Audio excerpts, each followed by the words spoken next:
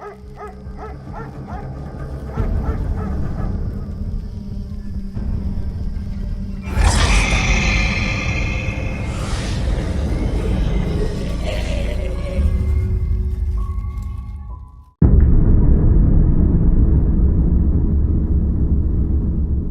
my childhood, a village with a strange name, Blue Jellyfish, was my second home.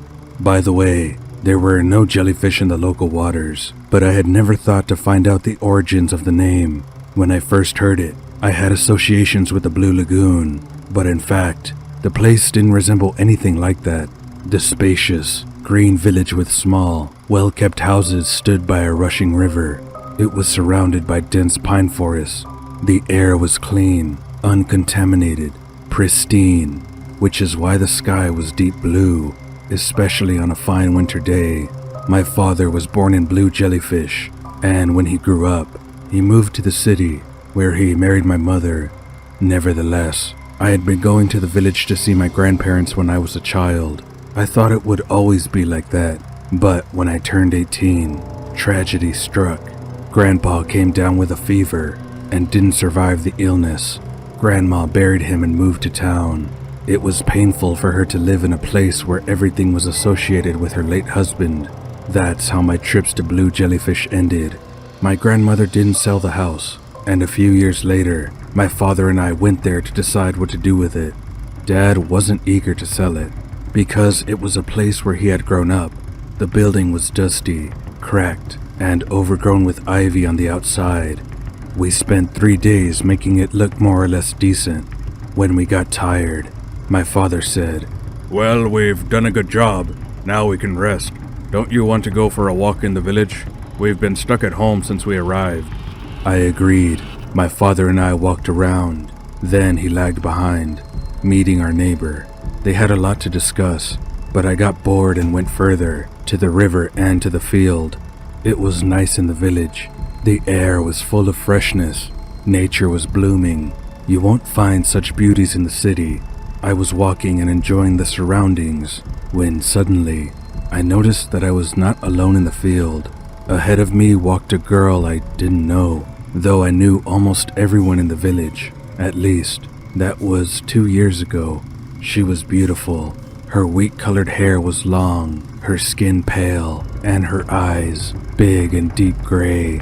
She was wearing a light cotton dress. Isn't she cold? I thought. I came closer and wondered where to start a conversation. Unfortunately, I wasn't good at talking to girls. Even in my 20th year, the lack of experience was caused by my studies. "Hey, who are you? I haven't seen you before. Are you from around here?" I asked. She smiled charmingly and strangely in response, which sent shivers down my spine. Mysterious, charming. At that moment, I believed in the phrase, love at first sight. "I'm local, but I haven't been here for a long time." And her voice was so melodious and gentle. "Oh, me too," I stammered, chewed the words, and felt like an idiot. "My name is Jake. I used to come here when my grandparents lived in the village. They don't live here now, but my father and I came to put the house in order. Maybe we'll sell it." I blurted out. Why am I reporting so much? It's all nerves. I don't know what to say, so I blurt out the first thing that comes into my head. "And I am Vega," she said. That's a strange name. Nevertheless, I've heard weirder. "Do you often go to the river?" "Well, yeah. No. Well, I used to go quite often when I came here, but I haven't been there in a long time." I was even more embarrassed. She's so calm and sweet, and she makes me feel nervous. So we got to talking. Little by little, we walked across the field, talking about general topics. I was even more convinced that Vega was mysterious, a little strange, but terribly charming and charismatic. While we were talking, I forgot why I had come to this village. Now, I was sure that I wasn't leaving until something would happen between me and Vega. She was evasive when I asked her about her family and home, saying that she had gone to town to study, but now she was back and didn't know if she would leave again. When it came to her parents, she was also reluctant to answer. The only thing she said about her family is that her parents were strict, and she had a few sisters, so we chatted till 8 o'clock in the evening. Then she had to come back home urgently, and, without any explanation, hurried off in the direction of the woods. I asked if we could see each other tomorrow, and she promised to be in the same place. That's how our first meeting ended. I didn't tell my father about Vega, because I expected him to ask me a lot of stupid questions. He often tried to talk to me about girls, and it was always a stuffy, irritating conversation.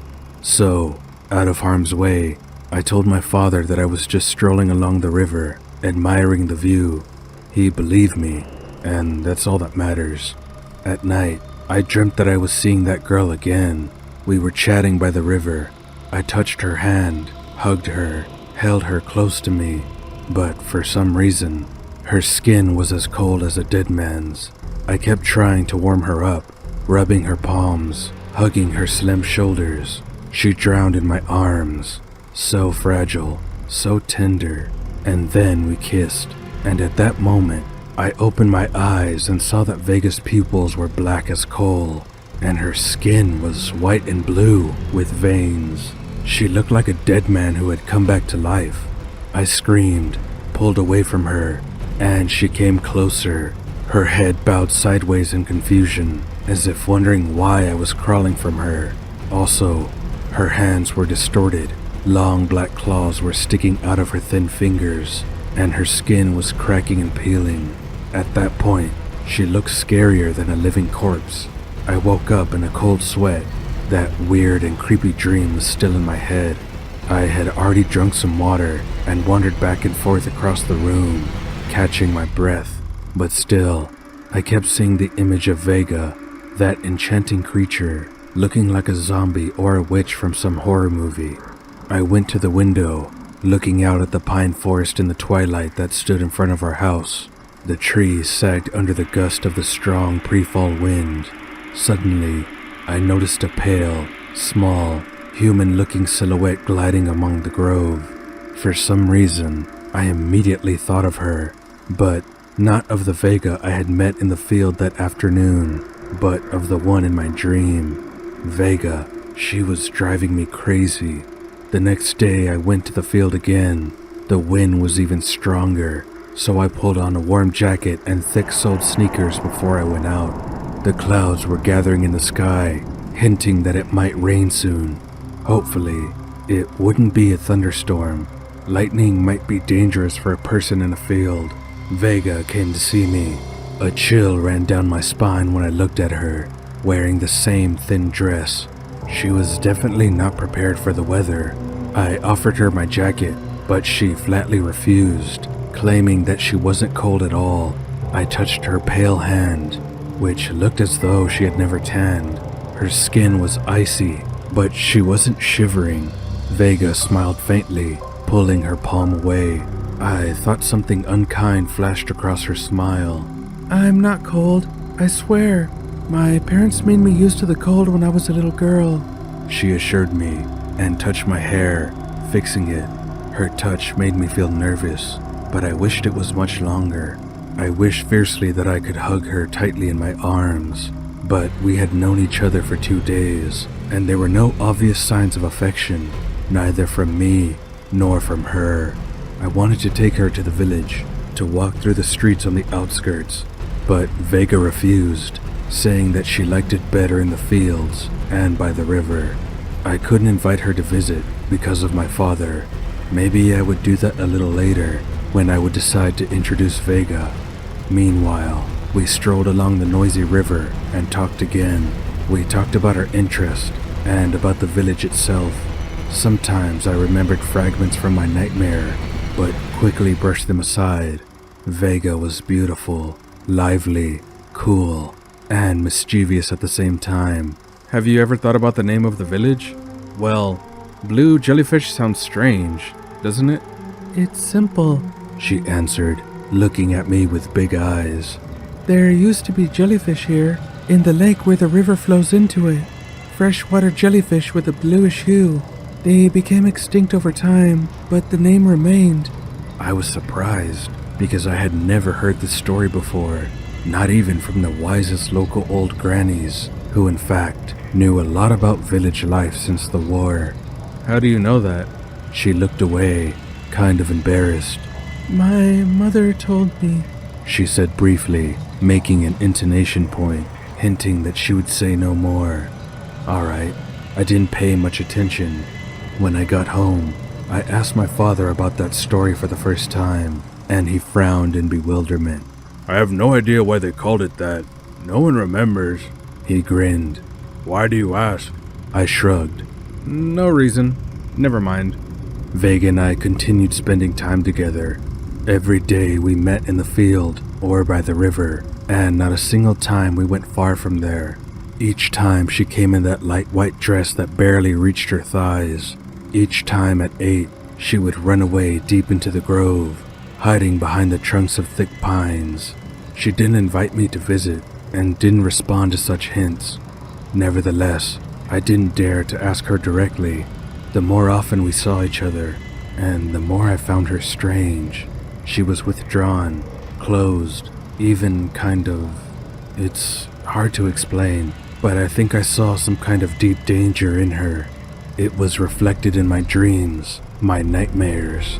In them, I would regularly follow Vega deep into the grove, and the farther I went, the more the trees would distort, turning into the grim ghosts. Then she would turn around, and again she would appear to me as eerie, undead. Her eyes were filled with thick black blood, and her mouth was sprouting fangs. Her skin was peeling away. She didn't look human anymore. The dreams made me shiver. What was that? This had never happened to me before. I've liked girls in the past, most of them unrequited, of course, but I didn't dream of them as monsters. What's wrong with me? I dared to invite Vega to my house. She beckoned, teasing me, and I couldn't hold on much longer. I wanted to bring her home, even despite my father's lectures. It was time to do at least something about it, to get out of the vicious cycle of our strange field dates. I was sure it would make the nightmares go away too, but it didn't turn out so smoothly. Vega refused to go with me. She said her parents wouldn't allow that. I offered all the possible variants, though the answer remained the same. No, she said angrily, and I swear for a moment I thought her eyes were black as night. Just like in my dreams, a chill ran down my spine and made me stop insisting. Alright, I sighed. Just don't be mad, please. And then the shadow of a smile flashed across her lips, warming me again. I'll go now. It's time, she said, and kissed the corner of my lips. It was the first time in all the times we'd met. I was aroused and took her hand. Can't we walk some more? I can't. She pressed her lips together in a strip. I have to go. I'll see you tomorrow. Same time. Go home. Dad was already thinking about leaving the other day, and I couldn't think of an excuse to stay for some more time. Definitely, I couldn't stay in the village forever.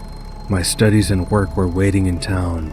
That made me even more reluctant to let Vega go. I squeezed her hand. Please, let's walk some more. I said no! She suddenly shouted angrily, which made me recoil from the power in her ringing, usually quiet voice. Vega slipped out of my grip and rushed into the woods. I should have turned around then, walked back home, but I didn't. Instead, I followed her into the woods because I wanted to finally find out where she lived. The darkness was thickening all around me. The crowns were blocking the light, and the day was coming to its end.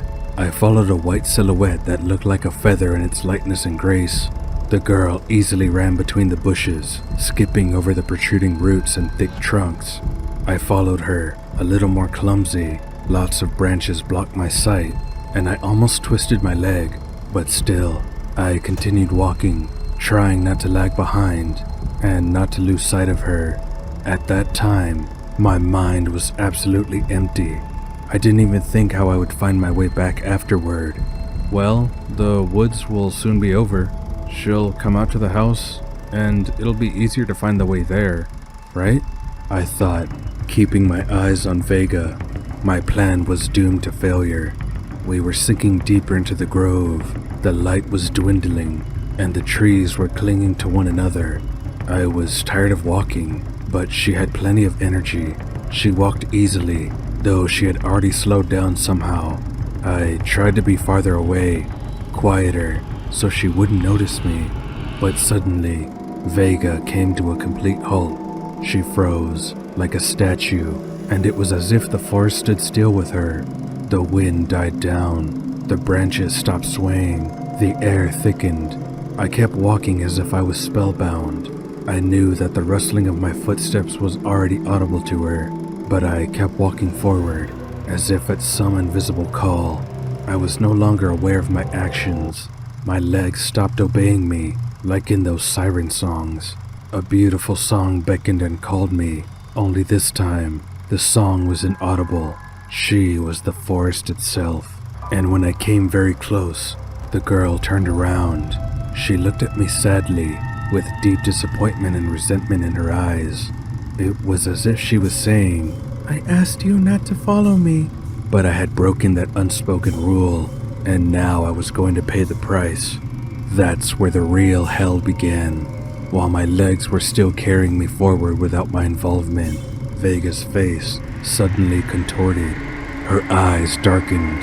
Her skin turned white and blue, and she looked like the ghost or a living dead from my dreams.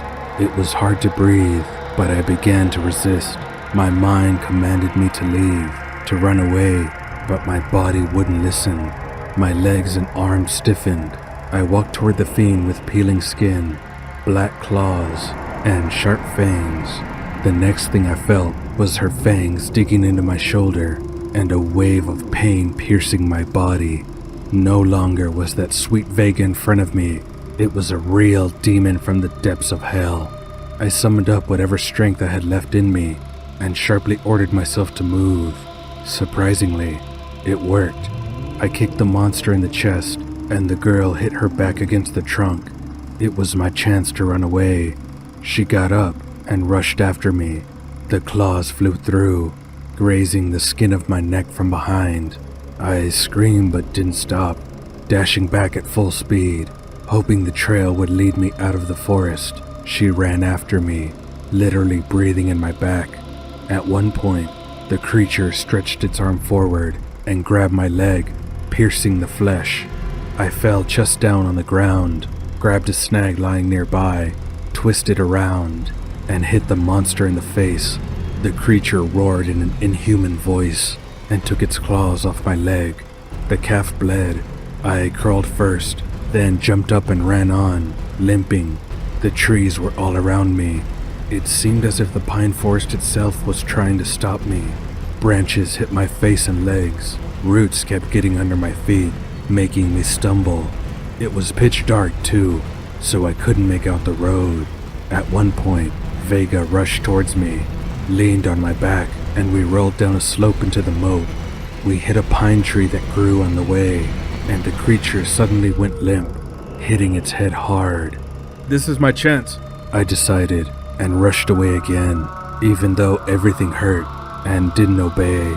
All the clothes were already torn and stained with blood. Bruises seemed to cover the whole body. Suddenly, the moonlight flashed ahead, the trees ended, and I fell out into a wide field. I heard a murmuring noise. The river. I got out. It was so hard to believe. That was not the end yet. It was necessary to get up and run again. I stopped only, reaching the house. Fortunately, my father was asleep. I slumped into the bathroom and locked myself in, catching my breath. All night, I washed off the blood, treated the wounds, and bandaged myself. Till the very morning, I didn't unlock the door and didn't even dare to doze off. Of course, I wiped bloodstains and streaks off the bathtub and sink. The next day, in the morning, we left the blue jellyfish. But my story didn't end there, and the fact that I see Vega in my dreams every night is not the only reason. 6 months later, I returned to the village, this time without my father. I categorically refused to approach the river, the field, or the forest. Instead, I talked to the villagers, trying to find out about the local horror stories, trying to figure out if anyone had ever talked about the undead I had encountered 6 months before. No one gave the proper answers. Then I was getting desperate and had already decided to drive back when an old man came out to me. I didn't recognize him, but it didn't matter. After all, he gave me the answer I had been looking for. Local people used to believe that we had the biggest accumulation of noon witches here at the Blue Jellyfish, the old man said. Noon witches? Yes, there were lots of stories about them, but we used to think of them as beautiful and charming maidens who wandered here in the meadows and woods. Run away if you meet one, otherwise your life will be doomed. Do you happen to know why the village was called so? The old man raised his eyebrows in surprise. No, nobody knows. No one knows, except for those inhabitants who have been living here since the village was founded, I thought. Finally, I came close to answering the question of who Vega truly was.